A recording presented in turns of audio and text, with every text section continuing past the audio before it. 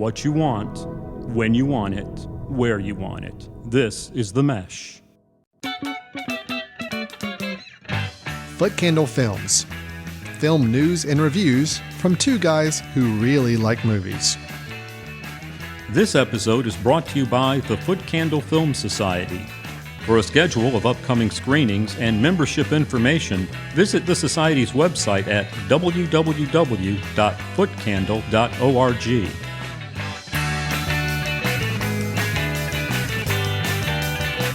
Hello, everyone, and welcome to Foot Candle Films here on the Mesh.tv podcast network. My name is Alan Jackson. Across the table from me is Christopher Fry. Chris, how you doing? I'm doing well. Well. Good. Well, let's get ready to talk some movies. Chris and I are both directors of the Foot Candle Film Society and the annual Foot Candle Film Festival. But here today, we are to talk new movies and to give you a little reviews and feedback of things we've been checking out. First up, we'll be reviewing the film Killers of the Flower Moon, made by a up-and-coming director, someone I'm starting to hear a little bit of buzz about this, Martin. Oh gosh, help me with the last name, Chris. Scorsese. Yeah, Scorsese. Like Scorsese. Yes, I believe is the way you want to pronounce it. Of course, we joke he's been around for quite a while, but it's his latest epic film starring Leonardo DiCaprio, Robert De Niro, and Lily Gladstone. Killers of the Flower Moon. We'll be discussing that in our first review. Then after that, we'll be dipping into some movie news, some recommendations, and even a trailer to tease of an upcoming film that I'm going to want to discuss a little bit. So, Chris, we've got a lot to do here on this show. As always, why don't we just jump right into our review of the main feature film, which is Killers of the Flower Moon. Whose land is this? My land.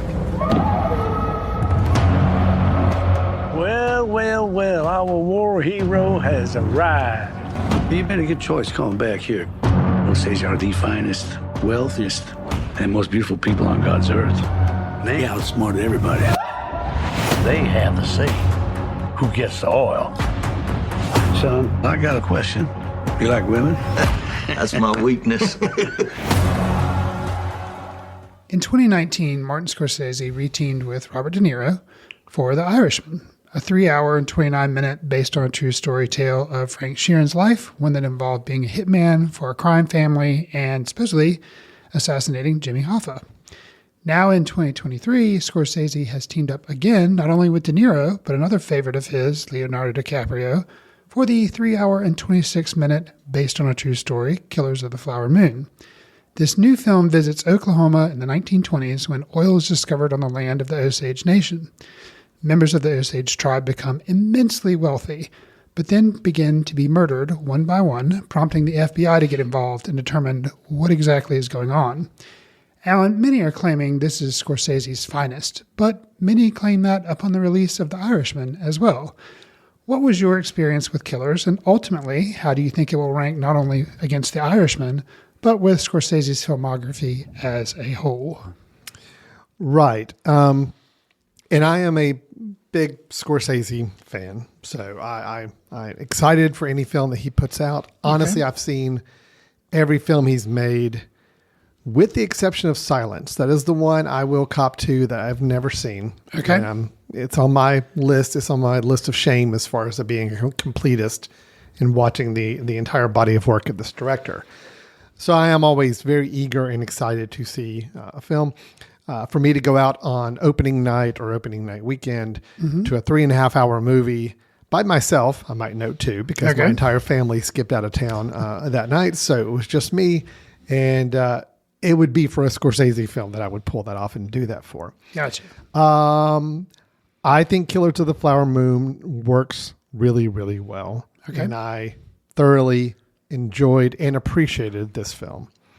Where does it fall in his filmography? I think it is top tier. Okay. I don't think it's his best. I mean, I that's a high bar. Sure. I think top tier Scorsese is a good enough mark of saying, yes, this is worth the hype. This is worth the investment of your time and ticket price to go see. I do have some concerns about it, or things that I felt like were missed opportunities, or things that I wish the film had done more with. But on its surface, what we were given, what we were produced, I think thoroughly engaging, thoroughly entertaining. And I hate saying entertaining because it's a very, very dark film. It's a very, very upsetting film. It's a very, yes, it definitely is telling a story that, honestly, I think the reason I connected with the film so much is I knew nothing about this story, the underlying story of the Osage Nation back in the 1920s, as you were describing.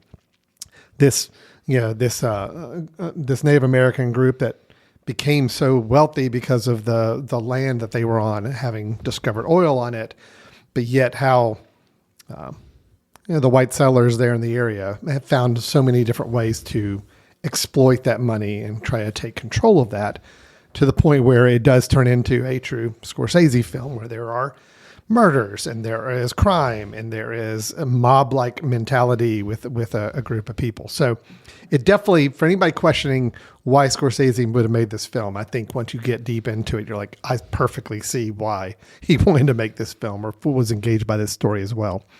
So Chris, I did really appreciate this. I thought it was great. I want to hear your thoughts though before we get into some specifics about the film. So. Well, likewise, I enjoyed the film. I think I can't. Yeah, it's hard to, having just seen it, it's hard to kind of immediately throw it into a ranking. Yeah. Because you'd have to go back and watch other of his films. But I agree. I think it is, in the top of his filmography. I think I appreciated it a little more. If I had to make a rush judgment, I think I would probably say I appreciated it a little bit more than The Irishman, just because The Irishman is more of what people stereotypically think. With a Martin Scorsese picture, it's about the mob. So it's like kind of like I'd seen him do that before, and it was still good, but I kind of felt like it was so familiar to me. Whereas you're right with this, not to say there's not a crime element, because obviously there definitely is, but because it's like a Western mob movie, So it's like it's a slightly different tack, and that created interest. I will say something that surprised me a little bit. Just like you, I knew very little about this event time period where. These people are being taken advantage of. I knew very little about that. It actually kind of opens the picture a little bit and shows you kind of how, they had a lot of money such that they had white folks taking them around and being servants and being, chauffeurs and stuff. And you're like, wow, that's really, so they were actually being subservient to the, this tribe. And it was like, it was interesting. I was like, I had no idea any of this stuff really had happened. But something that was set up, I guess, a little bit for me from the trailer that didn't come to pass. And I'm not saying it's a bad thing, but I thought it would be kind of I knew there was going to be crime involved because you can tell it from the trailer, but kind of a crime thriller or a crime whodunit kind of type thing. And I wasn't expecting from the very beginning, you're like, oh, I think I know what's going on here. And then for the rest of the film, it's like, no, I know what's going on here. But I think that was just a misconception. No, but it's surprising because you're like, wow, like it kind of shows you what's happening early. Yeah. But I think that's his intent, is kind of to show you corruption. Yeah, I agree. I think some of the early marketing of the film tried to make it sound like it was going to be a little bit of a mystery, and it's not. No. Although there is an element, and again, I'll dance around this without giving too much away. There is an element of it that, at least through halfway through the movie, I was still questioning one character's involvement and awareness of things going on. And I think that was left intentionally oblique until much later in the film. But overall, you still know what's going on. And it's almost like Scorsese's like, look, we're not even going to try to mask this. There's no mystery to it. No. Everybody who's looking at the situation from the outside looking in knows what's going on. So let's just roll right up to it. I will say, I think the film, has a balance to make of its historical drama, its historical crime drama. There is a romance, I guess you could say, at one part of this film, which is a little different. I mean, we don't see a lot of romance in Scorsese films. And True. This one starts to have one bit of a relationship that is the main character that we follow. Well, the two main characters, I will say. Leonardo DiCaprio plays Ernest Burkhart, and Lily Gladstone plays Molly Burkhart. So, of course, as you can tell from the last name, they're married through a good part of the film. he's obviously someone who's just returned from the war, and he's trying to settle back into Oklahoma here, taken in by his uncle, right? That's Yes. William Yeah, Hale, known as King Hale. He meets Molly Burkhart, who is part of the Osage Nation, and come to find out, is also privy to a very large amount of land and amount of money, therefore. So you always question a little bit of the connection between the two of them and how much of this relationship is real or not. That part of the film, and then her relationship with the rest of the Osage Nation and how they were dealing with what was happening around them, was my most interesting and favorite parts of the film. Right. I will say my disappointment in the film, the one thing I feel like it kind of let me down on, is as we got later in the film, we kind of lost that track. Actually, there's a whole segment of the film where Molly, Lily Gladstone's character's hardly ever there. We have no insight from the rest of the Osage Nation other than a couple of scenes, I think, dropped in almost very expositionally just to have them kind of comment on what's going on. But I felt like we lost their narrative, and it became a very much a Goodfellas, in the latter half, where even to the point where there is a whole section all about people getting reprimanded and done away with because of things are starting to unravel and people are having to be taken care of to make sure nobody talks. It was very, very Goodfellas, which, believe me, look, Goodfellas is one of my favorite movies. So I have no problem with seeing Scorsese pull off a sequence or a period of the film like that. But I do feel like we lost the Osage Nation side of things and their story for a good third, maybe even close to a half of the film, which I was disappointed by. Not that I was disappointed with what we got in return, because I do like what we got. I just do feel like that was a missed opportunity. I felt like they tried to shoehorn it back in at the end to kind of remind us it was their story overall. But I do feel like it got a little more consumed with the white man's story than it did the Osage story, which that was a disappointment for me. Not enough for me to at all anywhere close to saying I don't appreciate the film. It's just, it is something I feel like was a missed opportunity, and I would have loved to see more of with it. Yeah. What about some call outs on some strengths with the film, performance wise, especially? Anybody you want to kind of single out or really talk about as far as putting in a great job on the performance here? De Niro and DiCaprio, I think this is some of the best stuff that I think both of them have done. And I think I remember when the early press photos came out, they showed like this scene, I think it's like a dinner table scene, and DiCaprio is sitting there with Lily Gladstone. People were like, oh, you can't even recognize him. And I'm like, well, no, if I look at that, I think I can tell that's Leonardo DiCaprio. But now that I've seen the film, I will say that in many respects, yeah, he is almost unrecognizable just because he's playing such a very different character than I think he normally plays. He's not this smooth, dashing, debonair type person or somebody that seems to have it all together. No, that's not this dude at all. Very like it's a very different looking role for him. So that kind of took me back, but I think his performance is pretty good. A lot more subtle too than what would normally be. Like it's not a very, I don't know.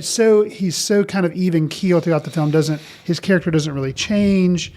A very simple type character that, and I don't know, that was just kind of something interesting to see him play. De Niro, though, something about kind of in the same way, but he has this kind of soft menace, if you can say that. And it's there, but just how he kind of uses it and can kind of turn the faucet on and get more menacing and then dial it back. The way he's able to dial his menace up and down throughout the film is pretty interesting. But I think what many people are going to say, I would agree, add my voice to the chorus. Lily Gladstone is really kind of the revelation, if you want to have one. Unfamiliar with her overall. And in this movie, she's one of the main people in it. And I think she does a really good job. And similarly, they kind of say this early on in the film where I think De Niro is actually the one who mentions it. He's like, oh yeah, these people don't talk a lot. They let you kind of talk and make an idiot of yourself, but they listen. And if they do say something, you better pay attention to what they say.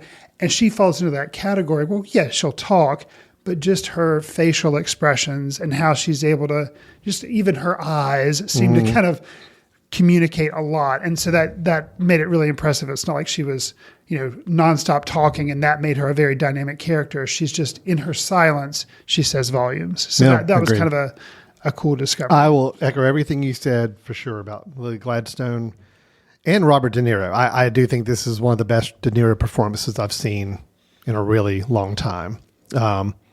I don't. What was the last time he was with Scorsese? The Irishman. Okay, but before The Irishman, it had been quite a while. So yeah, maybe since Casino. yeah, I think it was Casino. This one was good, just because you're right. He got to stretch a little bit from what we kind of typically expect. The Irishman, I felt like De Niro was kind of playing a very similar version of what he's played before. Just got to expand a little bit into give a little bit more personality to it. But this one, he really got to play a character and play someone I found really interesting and fascinating to watch the whole time. And then Lily Gladstone as Molly Burkhart. Yes. Very, very good. Very strong performance. DiCaprio, look, it was a good performance. I liked it. I don't think he had as much to do as much of the other character, and that's fine. I think that was his character. His character was a lot more just kind of there. His character didn't drive any of the action. His character wasn't there to respond to action. His character was just there, and you do kind of learn throughout the story that is intentional. I mean, that's the way his role is. Which I think when you see a name like Leonardo DiCaprio, you're expecting him, like you're saying, to be driving a lot of action. Instead of things happening to him, you're expecting him to create the things happening to other people. And that was kind of unexpected. Yeah, absolutely it was. I'll say a little surprising to me, and not in a negative way, but the film also really tried to play up, or the trailer I felt like, or in the marketing, played up a lot more of the FBI's involvement and their role. And what I've learned about kind of since watching the film is that the book that this is based off of is almost all about the FBI's investigation into the Osage Nation and these murders going on. Okay. And that was initially how the movie was going to be planned out, but then they just realized that wasn't the best story to tell. So they rewrote the whole thing and made it to where it was centered more on this relationship between Ernest and Molly. Got you. And the relationship with the uncle, King Hill. And the FBI side of things kind of got shifted and just kind of put like we saw in the last third of the film. I mean, Jesse Plemons as Tom White, kind of heading up the investigation. We don't see until, the last third. But that's good. I'm okay with that because, again, I wanted to spend more time with this community. Sure. And this evolving community, the Osage and the white people coming in and cohabitating, but then there also being some, finding out the relationships being formed between them, but also finding those that were being more nefarious with their desires. That was so much more interesting to me than any kind of investigation that was going to go on or rounding up the people and trying to get them arrested or whatever it may be. So I think ultimately it was a good call, but it was a little surprising. I will say too, and Chris, I don't want to talk about the ending specifically. Okay. Other than to say, I'd like to hear your thoughts on the ending. Did it work for you? And I'm talking about on two levels. Okay. There is a whole ending sequence that is unexpected. Yes. But I'd like to hear your thoughts. I know where on you're going with that. And then there's a second layer to it of a particular speech and particular piece that's presented by a certain someone in that final segment that is also a bit surprising. So just give me overall thoughts on the ending. How did that ending work for you? It was a very Sure. It was a very atypical ending, even for the closest I can come to is, back in Goodfellas at the very end, everything kind of abruptly cuts and we just all of a sudden get a direct to the camera address from Henry Hill, played by, who was he played by? Yeah. The actor. He just Ray Liotta. Ray Liotta. Yeah. And he kind of narrates it directly to the camera, which was kind of an interesting break. Well, this film also does an interesting break as well for kind of the closing out the film and to kind of give you the rest of the story or to take the place of what you would normally get as the title cards coming up, telling you, hey, and then this year this happened and this is what happened to this character. How did you think that ending kind of worked out for you? So, as it is the ending and it is coming after over 3 hours in the theater, I was pleasantly surprised because, I was expecting it, the film, you can tell the film's kind of wrapping up, and then the way they cut to this ending, it's a radio play, essentially. Yep. Mm-hmm. I found it was odd. And at first I was kind of like, okay, what's going on? But I think it was, it's how radio would have been big back in the 1920s, and they had like radio dramas and radio plays. So I think it was an attempt to do something different, to not close something out with title cards and photos and, kind of explaining, okay, here's how all these people ended up. I thought it was interesting. I liked it. Then there is kind of the final comments being made, and the person they have doing that, I think, is interesting. And I think, in a way, do we want to say? No, okay. Well, I think just leaving it as somebody interesting coming coming up and making what was communicated to me through that, what happens, the person saying these final lines, is how important this story and what it meant to this person. And it is kind of breaking the fourth wall, maybe a little bit. And I could say you would almost think it's drawing too much attention to this person and not putting the film in the hands of the people whose story it really is, the Osage Nation, except for the final shot of this film. And I am, in general, not a fan of drone or drone-looking shots, just because I think it is really, really, really overdone, especially even low-budget films a lot of times throw drone shots in to be like, hey, look at our production value. Obviously, Martin Scorsese doesn't need to do that. And I'm not saying it looks like a drone shot to me. It may not be, but it's definitely like a really high crane shot. But the concluding shot is of an Osage type ceremony. At least I think that's what's going on. Yeah. And to me, that was a good way to kind of return the honor back to the people whose this movie was about and what had been happening to them. So all that to say, it was different. It was unexpected. At first, I was like, well, it was like a whiplash moment at first. It was, yep. But for Martin Scorsese to give me a whiplash moment is actually kind of impressive, because I've seen a lot of his films. I feel like a lot of times, things are very similar, but this was different, and it did work for me. But I could see how it could really not work for some people. Yeah, I'm a bit conflicted on it. I like the conceit. I like the format of what he presented. I like the way it was presented. It's more of the intent of what's being said, because I get it. The radio play is meant to remind you in a way too that we as an American society have kind of turned it into entertainment, these stories. Yes. And that's how it was presented to people on this radio show. It is entertainment. Oh, let's talk about the mean villain who kind of murdered these people, and we're going to talk about all the sensationalism. So that is us as an American society. We've glommed onto that. So again, there's this story of, you're telling the story of this horrific situation that happened to Native Americans that were, native to this land that we've come in and taken over. And it's a horrible story, and it's an embarrassing story, and it's, to see. It's turned into entertainment, but I mean, we got to keep in mind, that's what Scorsese's doing as well. He's turned this story into a form of entertainment. Right. I feel like the message that we receive at the very end is trying to do a little bit of a mea culpa on that and say, yeah, okay, I get it. We've turned this into entertainment. We've turned this into a 3.5 hour blockbuster movie that's being released in theaters across the nation. But I kind of need you to remember that there's a real human. There were real humans involved in this story. There was a real story here that we need to remember. I'm just conflicted because it's a little bit trying to play both sides. It's like it's trying to remind us, hey, we played this for entertainment, and we should be a little. It's a little pointing the fingers at ourselves, saying, hey, we do this as a society. This is how we treat these stories. But yet, this is also it's probably why I'm disappointed that the whole latter half of the film, I felt like strayed away from the Osage Nation's viewpoint and their story, because it did turn it into a little bit more of a gangster entertainment film that I wanted it to be. So I'm just conflicted on the ending, because I think it's trying to play all angles of this. I think it's probably the best he could have done given the movie that he has. It at least was an interesting ending. I will give it that. I did like the interestingness of it. But it's a little mixed message for me. So again, I just felt like the film missed out on a chance to really explore what the Osage were going through.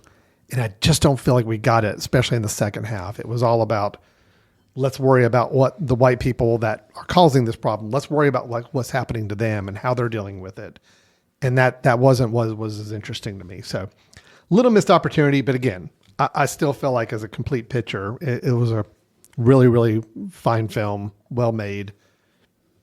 I appreciated it and enjoyed it all the way through. Just feel like there was some missed opportunities with the story. So, yeah, I don't know that I definitely don't share that misgiving.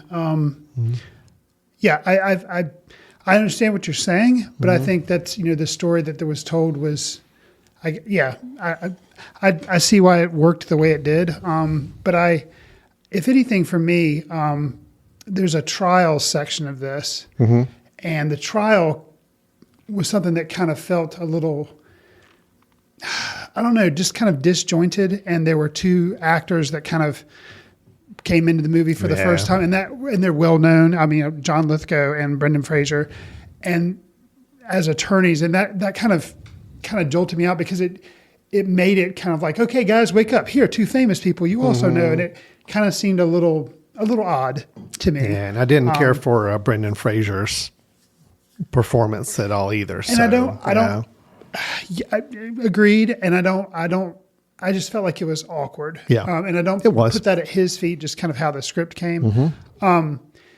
Something that, even though I like the ending, I will say something else that I found a little odd, and maybe it's just because I'm too much of a movie nerd, music nerd, that I saw it as much as I did. But Jason Isbell is in this film, as well as Sturgill Simpson is in this film. Both of them having pretty big, impactful parts. Yeah, they're not just there briefly. And then the one that really made me kind of be like, wait, is that? Yeah, that's him.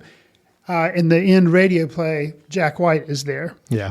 So it was like a lot of musicians. It just kind of was weird to do that in a Scorsese film. I don't normally think of Scorsese as someone who does like stunt casting. Yeah, but he's also a music guy. I mean, music is such a critical part of the film. So I'm not surprised that musicians had as many kind of meatier parts in this film. It was a little odd though. And it was, you're right. When you watch it, I never like it when I'm kind of jolted out of a film by trying to figure out who is that person. It's like some sort of famous person that you don't normally see in a movie is now up there.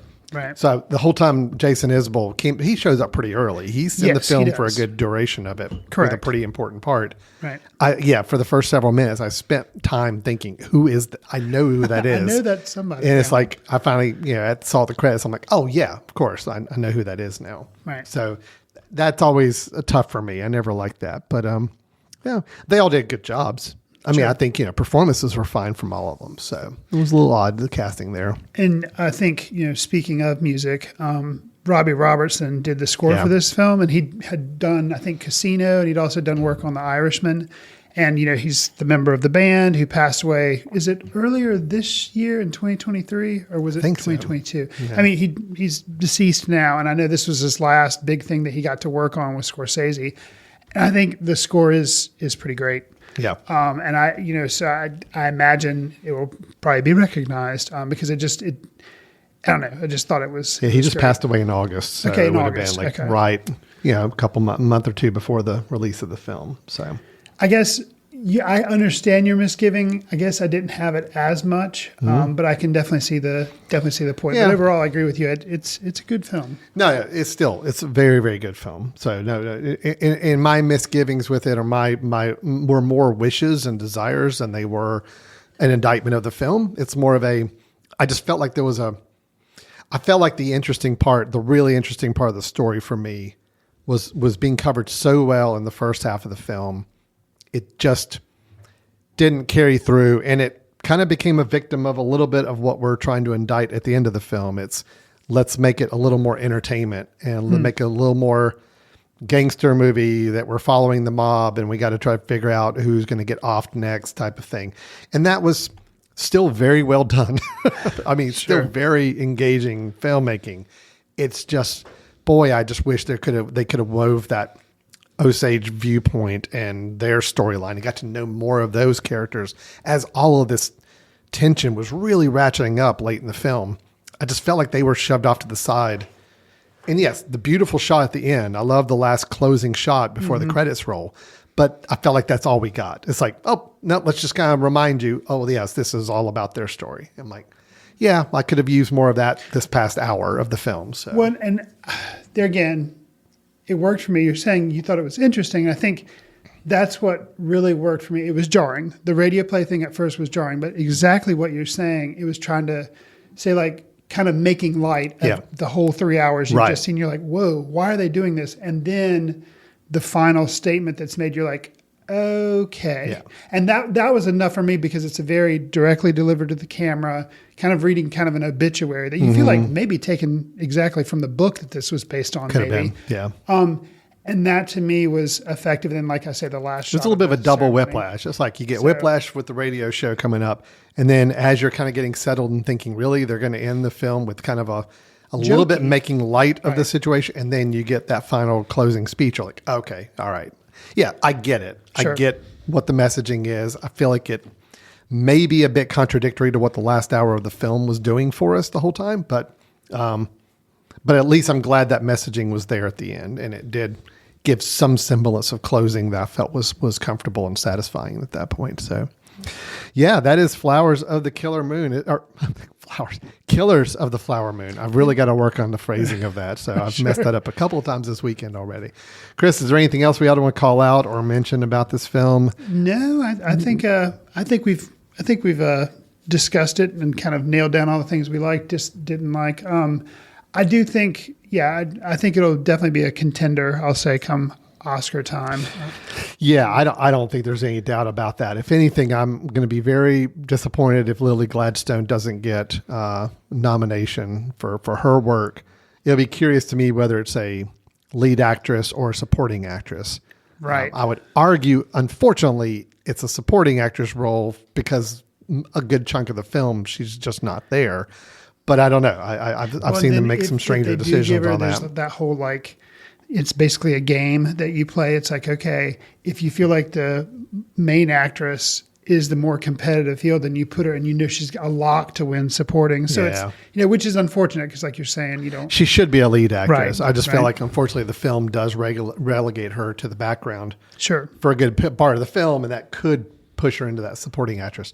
I personally think De Niro's got to get a supporting actor nomination as well. I mean, he's pretty prominent in the film, but yet, you think about lead actor, DiCaprio is going to technically be seen as the lead.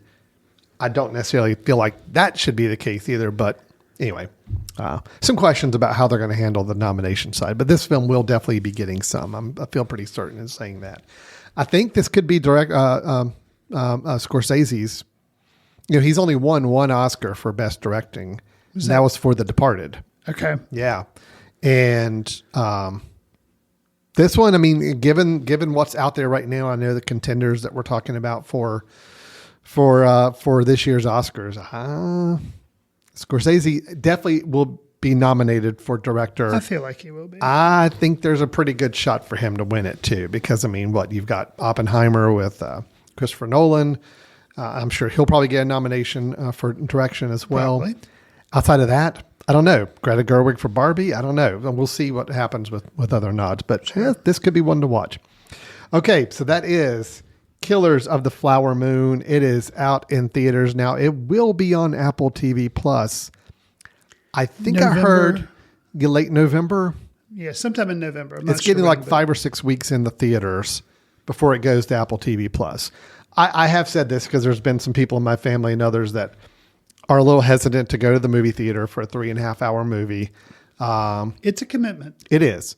And I think there's a little bit of feeling like, well, it's going to be on Apple in like a few weeks. So we're just going to hang out and wait for that. This is one I think plays really well on the big screen. I do encourage that, but I'm also looking forward to watching it again when it comes out on Apple. Sure. As well. So I think for me, going to the movie theater has kind of an advantage for a really long movie. In a way, I guess if I'm excited to see a movie, if it's a really long movie, I would actually rather go see it in the theater because then you're like, you have to make a point. It's making a point not to be distracted by anything because you're not in your house sitting on the couch where you could easily be it's like, true. you know what? I'm hungry. I'm going to go get a snack and then pause it for 20 minutes. So yeah, if you're interested in seeing it, I would encourage you maybe if you feel safe going to a theater or whatever to go to the theater because the experience is going to be, to me, more of an experience. I agree. Yeah. So, but if you're like, I just don't know if I can sit for 3 hours, then the good thing is it will be on. Wait a Apple few TV+. weeks and see it online. But Right. all right, that is Killers of the Flower Moon by Martin Scorsese. That was our review. And if you just hang on for just a moment or two, we're going to take a very quick break. We come back. We have got a little bit of movie news. I've got a trailer to share that I'm curious about and want to get Chris's reaction to, as well as mine. I actually haven't even watched this trailer yet. Okay. And then Chris will also have a recommendation for us of a film that we ought to maybe consider checking out if anybody's looking for some entertainment for during their free time. So you're listening to Foot Candle Films here on the Mesh.tv, and we will be right back. This podcast is sponsored by Jackson Creative, a custom communication agency located in downtown Hickory, North Carolina, specializing in online content creation. To learn more, visit thejacksoncreative.com. Jackson Creative, we tell your story. Welcome back to Foot Candle Films here on the Mesh.tv podcast network. Alan Jackson and Chris Fry back here again. We had our review of Killers of the Flower Moon earlier, which we both really did like. Yes. I had some comments to make about it that I wish had been a little different with the storytelling, but please don't let that be seen as a sign that I do not like this film. I think we were just talking during the break. It's like I'm waffling between 4 and 4.5 stars out of 5, which again, that's a good high mark for me. I'm very happy good. with this film. Is that about where you are or where are you at Yeah, this? I think so. I think I'm similar. Probably more of just a solid 4. Solid maybe. 4. Yeah. And I'm probably tipping more solid 4 as well. But again, for me, when it comes to Apple TV Plus, and you and I both probably will watch it again, then I'll probably have a better idea. Could where it be. lands. Yeah. All right. Well, let's move into something a little different. I want to share a bit of interesting news, and it's not even really news. It's an opinion Okay. about from a director talking about a beloved franchise that I want to get your thoughts on. But also this director has a movie coming out very, very soon. There's a trailer for the film. I want to share the trailer with you as well. So yeah, all that mystery I will explain here in a moment. Director Matthew Vaughn. Okay. You may know him from, let's see, he's made the Kingsman movies, which, yes. Not the biggest fan. No, not the biggest fan either. There's been 3 of them. I believe so. I saw the first one. I did too. I don't think I've seen the sequels. I don't think I have. I think I saw the second one was The second was like Golden Circle or something. Yeah, not And happy then with that. And then there was one that had Ray Fiennes in it. the first Kingsman or something like that. That's it. Okay. But he's also made some other movies. He made the film was it Stardust? Stardust, which I liked, had Robert De Niro. It's based off a Neil Gaiman story. Right. So that was that. Also, he did one of the X-Men movies, the X-Men First Class, which I actually really liked. That was one of my favorite of the X-Men films. Was that kind of like when they rebooted stuff? Okay. And they brought Fassbender in to be, Right. I like that. it was good. So anyway, he has got a movie coming out pretty soon called Argyle, which I'm going to show you the trailer for in a minute. Are you familiar with this? I believe I am. Have you seen the trailer for it? Yes, but yeah. Okay. All right. So we'll talk about this. Okay. I'm curious. I haven't seen the trailer. Okay. I'm just curious about the film in general. It is being touted as a little bit of a kind of a big release coming out in, I think, January. Maybe I'll verify that for sure. Okay. But Matthew Vaughn had kind of an interesting news item, and it just brings up a good question. He got talked to in an interview, I guess, while he's out promoting this film, Argyle. Sure. And he was asked if he ever considered or would want to do something with Star Wars, the Star Wars franchise. Okay. His answer is that if they ever came to him to do Star Wars, he would want to reboot it, meaning Luke Skywalker, Han Solo, Darth Vader, all those characters, but completely reboot it with those characters, a new telling of that story. Now, we've had Star Wars conversations for years. Yes. Many, many directors coming in and talking about their ideas for continuing the saga. Many of those directors' ideas, we've never seen the light of day. They kind of got shut down or canceled. Of course, the series has never gotten away from just still talking about the original story of these main characters, and now we're just experiencing offshoots of those characters.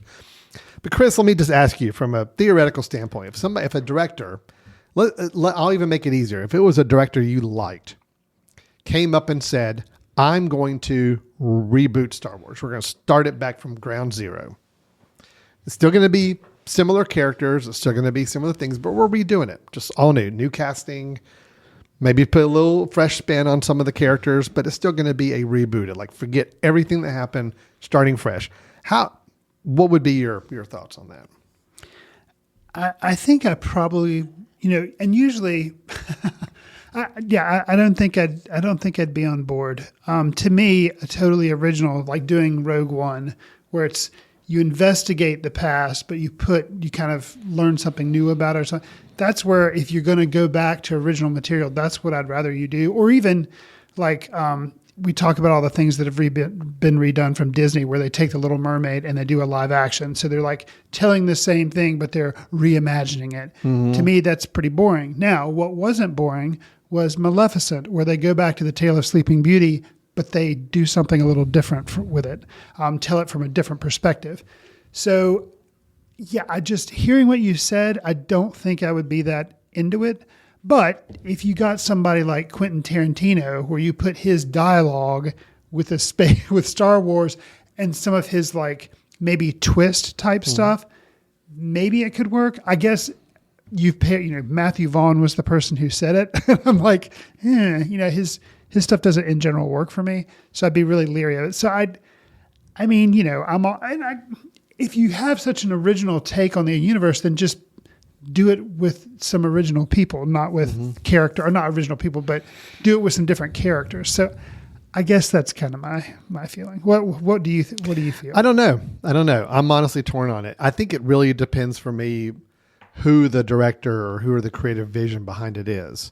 Most people, no, I would not be in favor of this idea. But you toss out an idea like a Tarantino or somebody just with a really interesting creative vision doing it. I don't know. Like Christopher Nolan. If Christopher Nolan said, "I'm going to jump into the Star Wars universe and we're going to reboot Star Wars from ground zero, some similar characters." Like he did with the Batman franchise. Yeah, but we're starting it. Good point. Because I think he was genius with the rebooting of the Batman universe, especially how we had kind of gotten the whole Batman franchise before that had gotten very stale and gotten very kind of cheesy over the top. It went in a direction I was not happy with it. Sure. He came in, rebooted. It's the same characters. Yep. It's the same basic story, but he obviously added a very different take on it, and it worked beautifully. So yeah, I think it depends on the person. I don't want Matthew Vaughn doing it, okay, but I'd be happy with a select number of people maybe considering it. Vaughn went on to say kind of his comments on this is like, everyone would say you're an idiot to try to do it, but he's like, but this is what would excite me. Why are the characters so hallowed from that 1977 that you can't redo them for a new audience? He said, that's what I would do. He said, everybody's going to go bat blank crazy, but let's bring it on. Okay. If you want a new generation, make the movie for them. The old generation, hopefully you made it well enough that they go, oh, okay, I'm enjoying it. Okay, so you clarified a little bit. So if the thing is recasting the characters so other people can play Han Solo or Leia or Luke or all those people, I don't have a problem with that. But if it's going to be the exact same beats of the story, I think that would be boring. If you do something like Solo and you have Alden Ehrenreich playing, him, that didn't bother me. A lot of people are like, oh, he's not my Han Solo. Like, I can get over that. If it's a good enough actor and the story's good enough. So, yeah, recast everybody and tell like a similar story, but somehow, then maybe that would be interesting. I don't know. Yeah. Kathleen Kennedy, who's kind of the keeper of the Star Wars universe on Lucasfilm. Yeah. She had said last year that, it said she didn't say this, but Vaughn's likely not going to get an opportunity anytime. This is from Vanity Fair. Vaughn's likely not going to get an opportunity anytime soon to remake the original films. Kathleen Kennedy had just told Vanity Fair last year that Lucasfilm is focused on expanding George Lucas's universe beyond the Skywalker saga. It's not planning to tell new stories with new actors playing those iconic characters. Gotcha. She goes on to say, quote, "We also can't do something with Luke Skywalker that isn't Mark Hamill," she said in the interview. "We're not going to suddenly try and do that." So Gotcha. they're pretty locked in on that's never going to happen. Luke Skywalker will always be Mark Hamill. And if Mark Hamill's no longer with us, Luke Skywalker, obviously in the film's no longer with us. Gotcha. So that's just that. They're not going to recast him. They're not going to redo it. Now, again, that's Kathleen Kennedy saying that. Money always talks. We Sure. could be 10 years from now. They could up and say, oh, well, yeah, we are going to redo everything. I don't know. I'd love to see a very creative take on the Star Wars story. A very unique, very different take on it. And I would not mind if it's basically the same characters, just replayed by different people, if it was being done by someone with a really unique vision for telling the story. That's it. But if it's just going to be retooling it just because we want younger people to like Luke Skywalker and see a younger like Luke Skywalker, no, I'm not interested in that. That's no good. Okay. So that's Matthew Vaughn, just Yes. because, he's talking Star Wars. I thought it was worth exploring. And honestly, there's not a lot of other news right now going on. So I was kind of scraping the bottom of the barrel for that one. Fair enough. But it did bring me a chance to at least bring up his film, Argylle, that is coming out. This film is expected in February 2nd, 2024. Okay. Yeah, I haven't watched the trailer for this. I'm already just torn on it just for several reasons. One, Matthew Vaughn's very hit or miss for me, and so, like we discussed with his filmography. Mm-hmm. Two, this looks on the surface a lot more like the Kingsman films, which I'm not the fan of, so that's already a turnoff. On the positive side, Henry Cavill stars as Argylle, which I do like Henry Cavill. I kind of want to see him get a story, a franchise, a thing that he's that is his film. Okay. So that's a possibility. And then, of course, I read the premise of the film. An introverted spy novelist is drawn into the activities of a sinister underground syndicate. All right. I like that concept, but I feel like it's also been done recently. Didn't we have a film very similar to that with Sandra Bullock, The Lost City? Yes. Where she is a adventure romance novelist, and she kind of gets brought into her own story, yes. right? That is the movie, and I have seen it. Yeah. And it was not good. Right. Well, Bryce Dallas Howard is playing Ellie Conway, who I assume is the spy novelist we're talking about. So this is a film, Argylle. Again, when people are talking, when the studios are saying big releases they've got planned between November through, the beginning of the year, this is kind of being batted up there as, hey, yeah, this is a big release in February coming out. So can we watch the trailer? Sure. I'm just curious. I want to see what we're dealing with here. So here we go. This is the trailer for the film Argylle.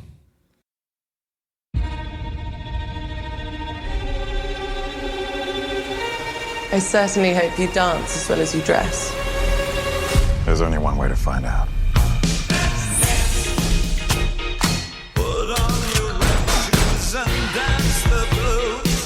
You and I, we're not so different. Agent Argylle. Little help? Hold on. So that was the trailer for Argylle, coming out February 2nd by director Matthew Vaughn.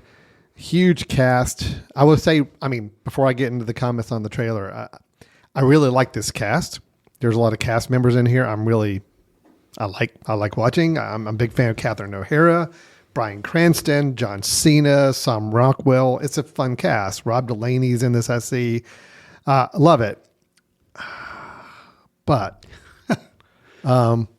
it looks like the things I did not like from the Kingsmen just kind of amplified and played out again. And then the premise again, it just sounds like it's very done over already. Well, and you mentioned, which was a good call out, The Lost City. Yeah. And you said with the Kingsmen, add in there Stranger Than Fiction, the Will Ferrell movie. Right, sure. And then you've pretty much got this movie. Yeah, because there is an implication that what she's writing is kind of happening. So it's almost like she's predicting or foretelling what's happening in the spy world through her novels. The film seems to be playing up that there is a twist of some sort. Even in their poster, it's, the line on the poster is, once you know the secret, don't let the cat out of the bag. And there seems to be in the trailer a moment of some sort of twist as well. So they're trying to play that up from a marketing standpoint and make it, appealing of why. I have a guess. You have okay. I don't want to know. Okay. Yeah. Look, this is going to be one I'm going to have to hear some early word about before I go out and check out. But the thing is with the Kingsman, I remember when that movie came out, all the marketing of it and the way it looked and the style of it, I'm like, oh yeah, this is going to be awesome. I remember watching it. It's like, it was a lot more style over substance, and it was a lot more flash over anything good. And, that was disappointing. It's why I never really got invested with the other films, because I just felt like it's all style over substance. The trailer for this film, unfortunately, does give some of that same idea. It has like a Guy Ritchie feel to it, with absolutely. like the stylized explosions and action sequences. So, yeah, I did think it was interesting early in, they're putting up cards up on the screen, during the early part of the trailer, and it says from controversial, from the twisted mind of Matthew Vaughn. Matthew Vaughn. I'm like, okay, all right. I've never kind of heard it pitched that way, but they're definitely trying to play that up. Right. And then play up some sort of twist in the film. Yeah. But it's really interesting. Even the visual style of the film looks like the Kingsman, even like the use of the plaid patterns and some other things they use. It just was like, yeah, this looks just like his other action movies. And I don't know. Yeah. We will see. I'm kind of curious, but at the same time, I don't have high hopes either. So okay, that's where I am with it. Fair enough. Yeah. All right. Well, that is Argyle coming out in February 2024. Okay. But Chris, you have a recommendation of a film, I believe, that is available now. Am I correct on that? A film you want to recommend that we check out. So Chris, turn it over to you. What is our film recommendation for this episode? So being that we are still in the month of October, I have a film that would be good to watch if you're in the Halloween spirit and want to see something a little scary. It is PG-13, I think. So I guess it may be okay if you have older kids that you feel like could stand it. But it's a film, Trick or Treat. It's from 2007. And I basically wanted to watch this film because every year when I go to Spirit of Halloween with my daughter, because she loves going there to like see all the new stuff they come out with, just the different costumes and such. There's always this character, and I had no idea who it was. And Meadow was like, "Oh, well, that's Trick or Treat. That's Sam." I'm like, "Okay," but I thought it was like a Nightmare Before Christmas ripoff or something. I was like, "Okay, I want to watch Trick or Treat just so I know like what Sam is." And he is in the film. I was a little disappointed that he wasn't in the film more prevalently, but it's a fun film, and I think something doesn't take itself too seriously. I kind of said like if Robert Altman had decided to do like a take on the Scream franchise, because that's kind of what it's like. But I don't know, and it interweaves stories, which is kind of like what Robert Altman It's can like do, an anthology type of thing. Yes, ish. It's basically 4 different stories that are happening all at the same time. Okay. So they don't like separate them out necessarily and say like give them different titles. But I don't know. They were trying something. Mm-hmm. Now, does all of it work? Well, no. But when it does work, it works really well. So I think if you want a scary movie that's a little different from what you might normally see, just a straight out like Michael Myers / flick or something like that. They were trying for something original with this. The director is Michael Dougherty, and supposedly there was going to be a Trick or Treat 2, but that has not come out yet. Maybe they're still working on the script. But if you want something an original kind of scary movie, if you haven't seen it, you can check it out. It's available on Max. So if you subscribe to that service, you can see it, or I'm sure you can rent it at all the usual places. And that's the service formerly known as HBO. HBO Max, yeah. But now it's just Max. Now it's just Max. So Trick or Treat. Right, because Trick or Treat, I think, is a different movie that has it's like a rock and roll guy that somehow comes back from the dead or something weird. Right. So not that one. This is just Trick or Treat. Trick or Treat. Trick or Treat. Yes. Yeah, I guess that's the way you say it. Trick or Treat. Yes. Okay. Good deal. Yeah, I've heard about this film. I mean, I heard it got some pretty good buzz when it came out, but it was a kind of a small, not really well-known film, but yeah, it's grown a little bit in its esteem over I think time. it has kind of like a cult following. Yeah. So it's one I'd never seen. So Trick or Treat. Interesting. Trick or Treat. That is Chris's recommendation here for the Halloween season as we're listening. This is our last week to kind of squeeze in that Halloween plug, Chris. So I think I gave a couple recommendations or one or two last week, and now you've given one. So we've given some people some good options of things to check out during this holiday season here. Well, that will wrap it up for Foot Candle Films today. Again, we had our review of Killers of the Flower Moon, both very positive from both Chris and myself. We discussed the idea of a Star Wars reboot under Matthew Vaughn, as well as Matthew Vaughn's upcoming film Argyle and the trailer for that. And then, of course, Chris's recommendation of Trick or Treat. Yes. So with that, Chris, anybody has any thoughts or feedback for us? What should they do? You can send an email to info@footcandle.org to tell us why Matthew Vaughn is the perfect person to reboot the Star Wars franchise. You can also follow us on Twitter @FootCandleFilm, Facebook, we're Foot Candle Film Society, Instagram and Threads, we're just simply Foot Candle Film. Al and I are also on Letterboxd, where we try to track what we're seeing and leave quick takes sometimes. Do us a favor. If you like the show, consider giving us a star rating, write a review, share with friends on whatever service you receive your favorite podcast, because it would help us reach new listeners, and we'd always appreciate that. All right.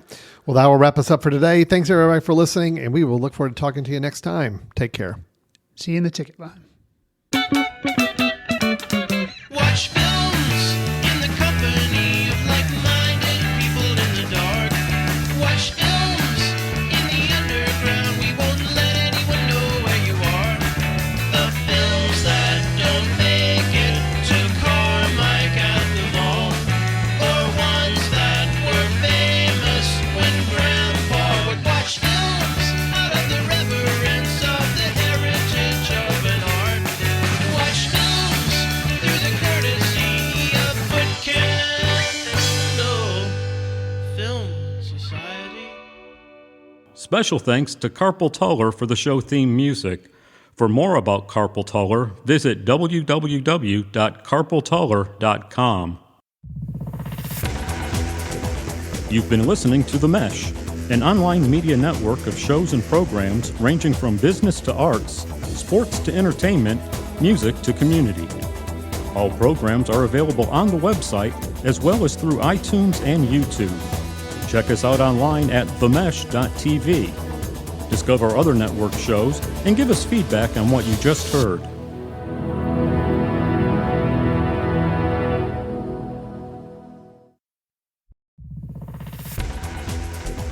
You've been listening to The Mesh, an online media network of shows and programs ranging from business to arts, sports to entertainment, music to community. All programs are available on the website as well as through iTunes and YouTube. Check us out online at themesh.tv. Discover other network shows and give us feedback on what you just heard.